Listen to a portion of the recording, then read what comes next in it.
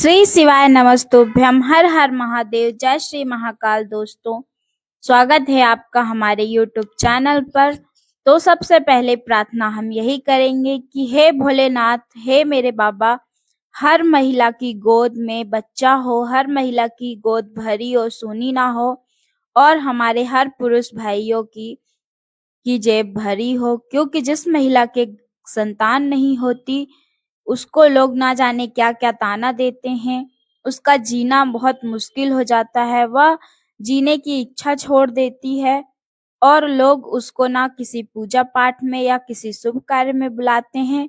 यहाँ तक कि कुछ लोग अपने बच्चे भी उनको छूने या खिलाने नहीं देते हैं। तो बिना संतान की महिलाओं का जो दुख बहुत ज्यादा होता है, इसलिए हे भोलेनाथ, हर एक महिला की गोद में बेटा बेटी कुछ भी दें, लेकिन एक संतान जरूर दे बाबा।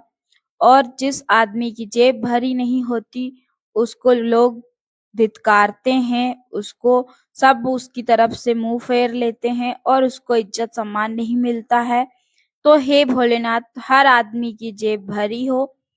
तो दोस्तों, आज मैं आप लोगों को एक ऐसा उपाय बताऊंगी जिसकी एक ऐसे वृक्ष के जड़ आपको बांध लेनी है 14 फरवरी शनि प्रदोष के दिन या फिर 15 फरवरी महाशिवरात्रि के दिन।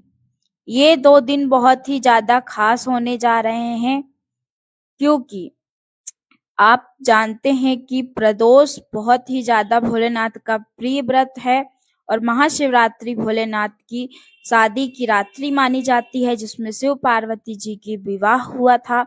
तो यह शिवरात्रि भी भोलेनाथ को बहुत ही ज्यादा प्रसन्न करने वाली महाशिवरात्रि होती है, जिसमें किया गया कोई भी उपाय खाली नहीं जाता है। इसीलिए कहते हैं कि महाशिवरात्रि के दिन जो भी आपकी मनोकामना हो, उस मनोकामना को पूर्ण करने के लिए भोलेनाथ की व्रत रखना चाहिए, पूजन आराधना करनी चाहिए। हो सके तो 4 प्रहर की पूजा करना चाहिए, या फिर आप 1 या 2 प्रहर की भी पूजा कर सकते हैं। जितना आपके श्रद्धा शक्ति हो उतना आप पूजन पाठ जरूर करें, और अगर व्रत नहीं रख सकते तो भी आप उपाय जरूर करें। और शनि प्रदोष व्रत भी संतान प्राप्ति के लिए बहुत ही अच्छा और लाभकारी फल व्रत माना जाता है, जो कि शनि प्रदोष प्रदोष के बारे में शिव चालीसा में भी वर्णित है कि जो भी व्यक्ति त्रयोदशी का व्रत रखता है यानी प्रदोष का व्रत रखता है, उसको वो अगर पुत्र की प्राप्ति चाहता है तो उसको स्वयं भोलेनाथ की कृपा से पुत्र की प्राप्ति होती है। जैसे कि त्रयोदशी व्रत करे हमेशा, ताके तन नहीं रहे कलेसा, पुत्र होन कर इच्छा कोई, निश्चय शिव प्रसाद तेहि होई। तो यह 2 लाइनें आप शिव चालीसा में आप सभी ने अगर पढ़ते होंगे तो सुनी ही होगी।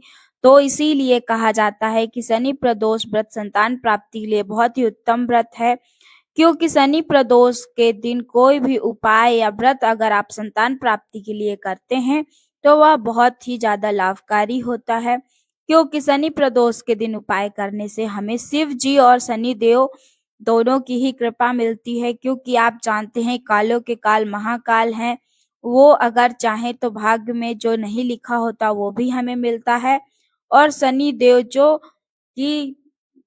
कि कुदृष्टि अगर उनकी किसी पर पड़ जाए तो उसका जीवन नष्ट हो जाता है। उसी प्रकार अगर शनि देव की कृपा जिस व्यक्ति पर हो जाती है तो उसका जीवन बहुत ही सुखमय बीतता है और वह जो भी कामना करता है उसको प्राप्त होता है। और शनि प्रदोष के दिन व्रत पूजन करने से हमारे पितृ भी हम पर प्रसन्न होते हैं और अपना आशीर्वाद देते हैं। और साथ ही साथ प्रदोष व्रत, शनि प्रदोष व्रत करने से व्यक्ति के जीवन के पिछले जन्म के किए हुए कर्मों का, जो आपके कुछ पिछले जन्म के जो भी कुछ दोष होते हैं वह सब समाप्त हो जाते हैं।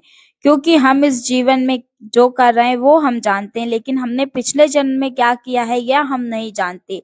किस कर्म के कारण हमें इस जीवन में दुख झेलना पड़ रहा है यह तो सिर्फ भोलेनाथ ही जान सकते हैं। तो कहा जाता है कि शनि प्रदोष व्रत करने से पिछले जन्म के किए हुए दोष भी समाप्त होते हैं, जिससे कि हमारे जीवन में आगे तरक्की होती है, संतान की प्राप्ति होती है और जो भी मनोकामना व्यक्ति करता है वो पूर्ण होती है।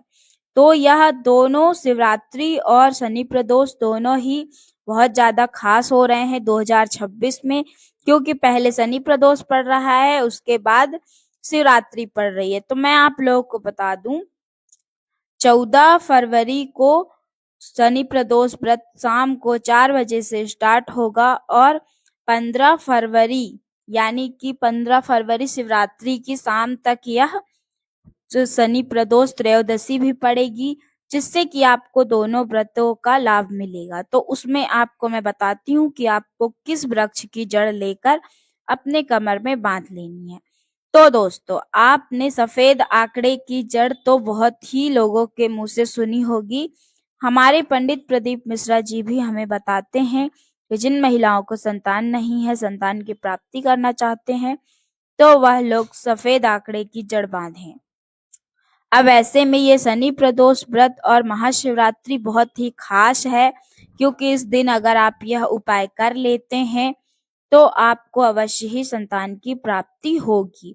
और जो महिलाएं जिनको माहवारी नहीं आती है, पीरियड बंद हो चुका है और जिन महिलाओं को पीरियड से जुड़ी समस्याएं हैं, वह महिलाएं भी यह उपाय प्रदोष के दिन या फिर शिवरात्रि के दिन कर सकती हैं, क्योंकि पंडित प्रदीप मिश्रा जी ने बताया है कि जिन महिलाओं को पीरियड नहीं आता है, वह महिलाएं भी प्रदोष के दिन और सोमवार के दिन आंकड़े की जड़ का प्रयोग करके संतान प्राप्ति कर सकती हैं।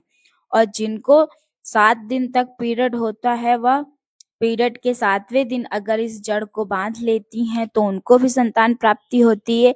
लेकिन शनि प्रदोष व्रत और महाशिवरात्रि बहुत ही खास है, इसलिए इस दिन हर एक महिला यह आंकड़े की जड़ वाला उपाय कर सकती है, जिससे उसको उत्तम संतान की प्राप्ति होगी।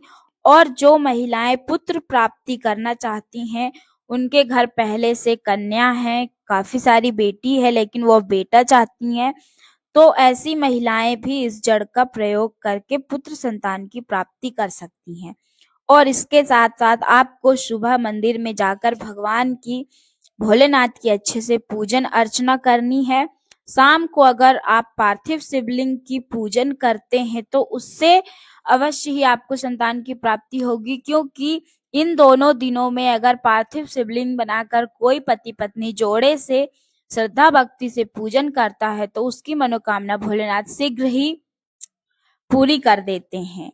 और महाशिवरात्रि और ये 14 तारीख को शनि प्रदोष के दिन अगर हो सके तो आप पति पत्नी दोनों जाकर एक ही दिए में 2 बाती डालकर घी का दिया शिव जी के मंदिर में संतान प्राप्ति की कामना करते हुए भोलेनाथ के समक्ष प्रज्वलित कर दें। और अगर पति साथ में नहीं जा पाते हैं तो पत्नी भी यह उपाय कर ले, जिससे कि पंडित प्रदीप मिश्रा जी ने बताया है कि 20 से 40 वर्ष भी हो गए, अगर संतान नहीं है तो एक ही दिए में 2 बाती प्रज्वलित करने से उन दंपति को संतान की प्राप्ति होती ही है। तो आप यह एक उपाय कर सकते हैं। और जब आप सुबह के समय मंदिर में जाएं आंकड़े की जड़ बांधने, तो उस समय आप मदार के 108 पुष्प जैसे स्क्रीन में दिखाया जा रहा है, उस तरीके से मदार के एक एक पुष्प को अलग करके 108 गिनती करके रख लीजिएगा। और मंदिर में आप श्री शिवाय नमस्तुभ्यम बोलकर एक एक पुष्प भोलेनाथ पर समर्पित करिएगा। इस तरीके से आप 108 बार श्री शिवाय नमस्तुभ्यम का जाप भी कर लेंगे और 108 पुष्प आपको भोलेनाथ को समर्पित कर देना है। और आंकड़े की जड़ आपको तुमरुका जी महाराज का नाम लेकर भोलेनाथ के ऊपर से 21 बार क्लॉकवाइज, जैसे घड़ी का कांटा घूमता है उस दिशा में आपको 21 बार घुमाकर संतान प्राप्ति की कामना करते हुए अपना नाम और गोत्र बोल देना है। और यह जड़ अपने कमर में नंदी जी के बगल में खड़े होकर बांध लेना है। और गोत्र जो आप बोलेंगी वह आपके शादी के बाद आपको अपने पति का गोत्र बोलना है अपने नाम के साथ, क्योंकि शादी के बाद महिलाओं का गोत्र बदलकर पति का गोत्र ही हो जाता है। इसलिए इस बात का आप ध्यान रखें। और जो कुछ भी आपके क्वेश्चन हो आप मुझसे कमेंट में पूछ सकते हैं, मैं आपके कमेंट का जवाब दूंगी। श्री शिवाय नमस्तुभ्यम। वीडियो अच्छी लगी हो